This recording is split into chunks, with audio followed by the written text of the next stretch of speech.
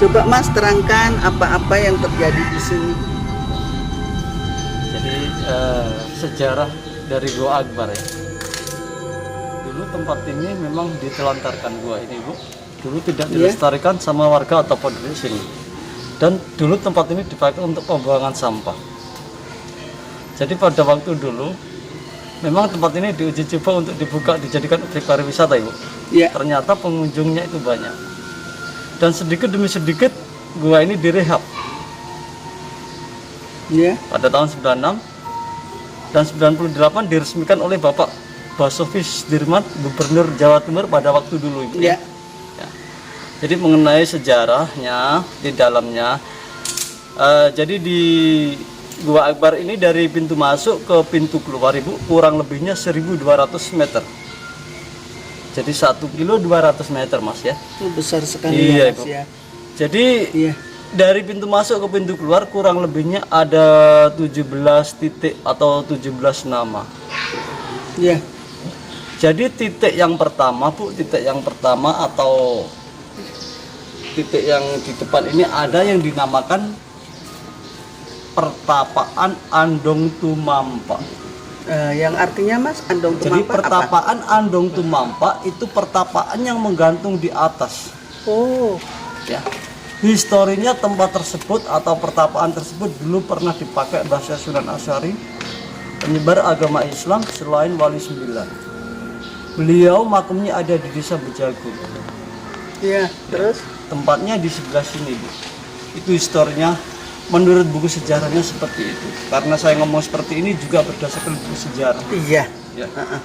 Jadi titik Bukan yang Terawangan ya Mas? bukan, ini saya belajar dari buku sejarah. Ya. Jadi memang ada literatur sejarahnya ya. Iya, seperti itu Bu bukunya sejarahnya. Dan titik yang kedua yang dinamakan Sumber Tirta Amerta. Sumber Tirta Amerta. Jadi Di situ ada sumbernya. memang di sini ada sumbernya Bu, tapi tempatnya di pintu keluar nanti. Oke. Di bawahnya Selo Turonggo. Seperti saya mau bawa air untuk ke Jakarta bisa kan? Bisa Ibu. Karena Nanti Ibu mau ngambil mungkin berapa liter? saya Tidak apa-apa. untuk kesembuhan. Dan yang kedua, titik yang ketiga yang dinamakan Lorong Hawa Samudra. Lorong Hawa Samudra. Berarti angin dari pantai. Lorong tersebut tembus ke pantai. Ya. Dewi Lanjar. Di sini kan pantai utara ya Mas? Iya, pantai utara. Ya, betul. Iya. Ya. Jadi titik yang ketiga yang dinamakan Lorong Hawa Samudra. Jadi lorong tersebut pernah ditelusuri seseorang yang pernah meditasi di sini pada waktu dulu Ibu. Iya. Ya. Jadi titik yang selanjutnya yang dinamakan Pendopo Songgol Langit. Oh. Ya. Oke. Jadi Pendopo Songgol Langit itu maksud dari arti tersebut bukan nyonggol langit, Iya. karena kita bisa melihat ke atas. Jadi cahaya juga sekarang dulu Tembus, bisa ya? masuk, iya. Iya. Tapi sekarang nggak bisa. Kenapa Ibu? Karena di dalam sudah dibangun pasar baru Tuban. Oke. Ya. Kok begitu ya? Iya. Jadi Gua Akbar ini di bawah pasar baru Tuban. Iya, betul. Kalau banget. nanti kita lewat, kita menelusuri lorong sepanjang 1,2, kita nanti lewat di tengah-tengahnya pasar Ibu.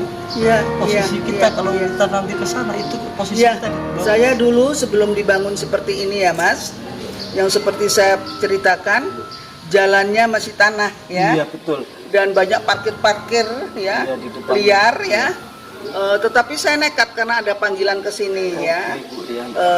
Dan Gua Akbar ini dihuni oleh sosok yang berjubah putih ya. Penglihatan saya, tapi beliau ngomong, kamu di sini nak, nanti akan mengalir berkah yang dari Gusti Allah ya.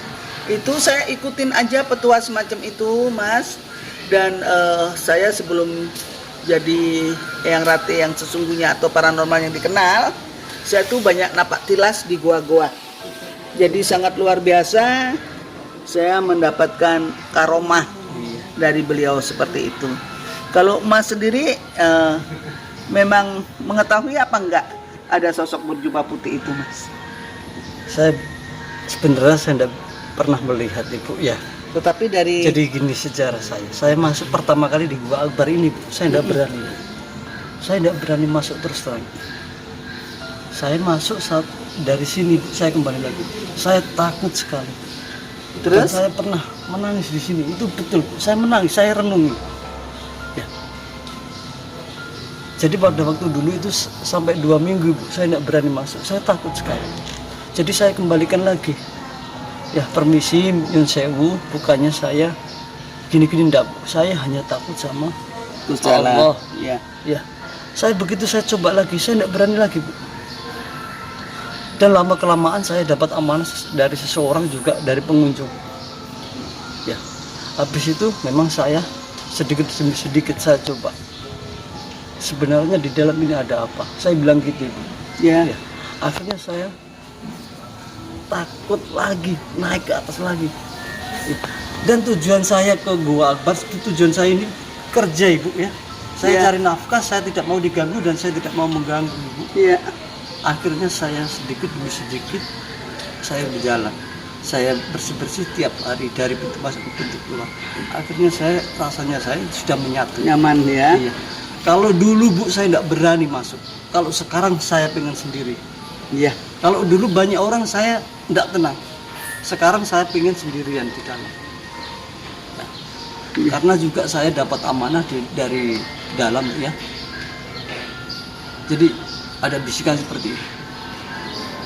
Mas mendapatkan bisikan tetapi tidak pernah melihat sosok itu. Nggak, jadi kalau memang sosok itu Bu ada di dalam mimpi saya. Oke. Ya. Jadi pada waktu dulu saya pernah mandu seseorang juga dari Jawa Barat Ibu. Ya. Jadi saya dapat bisikan di dalam. Istilahnya dia ngomong seperti ini. Urip nang dunya iku sing ikhlas. Ono pangan gak ono ojo jalan. Jangan mengharapkan imbalan spesial. Saya dapat bisikan dari situ, saya juga intinya harus ikhlas, menolong siapapun harus ikhlas. Ya. Dan mimpi saya itu ketemu sama orang yang ada di dalam berjubah putih ya. Ya betul Saya banget. dipanggil. Ya, memang jubah putih, pakai sorban Iya, putih. Ibu. Jadi gini, beliau ngomong, saya dikasih sesuatu Ibu, tapi saya tidak mau sebenarnya. Iya. Ini ada satu benda untuk adik. Jadi karena di dalam ini ada satu orang yang tidak suka sama adik. Beliau ngomong seperti itu pada waktu Iya. mimpi saya Ibu ya. Saya jawab, ngapunten Mbah, kula mboten gadah musuh sinten mawon, kula ten mriki namung Cari makan. gawe kula kerja.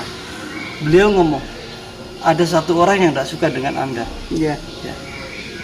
Jadi barang ini jangan digunakan kalau kalau adik tidak terdesak, kalau tidak kepepet. Itu mimpi Bu ya. Iya. Begitu Bu, memang itu saya dihajar sama orang yang ada di sini Bu.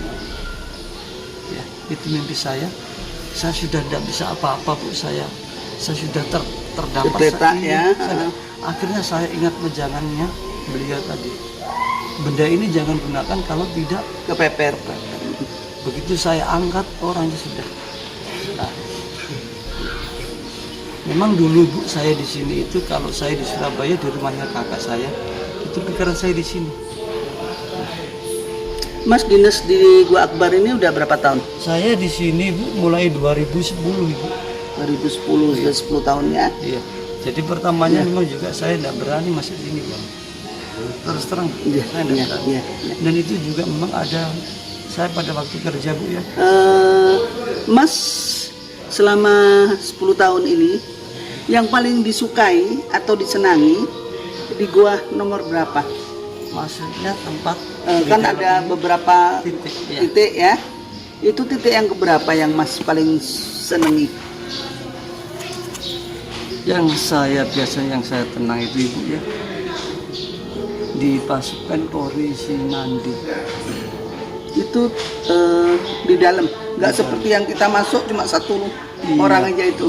Iya, Ya, yang di situ. iya, Oke, itu memang untuk meditasi spiritual semacam Eyang Ratih ini. Jadi Eyang juga kesini ini muter ya. Sebetulnya dari Surabaya ke sini, tapi ini enggak.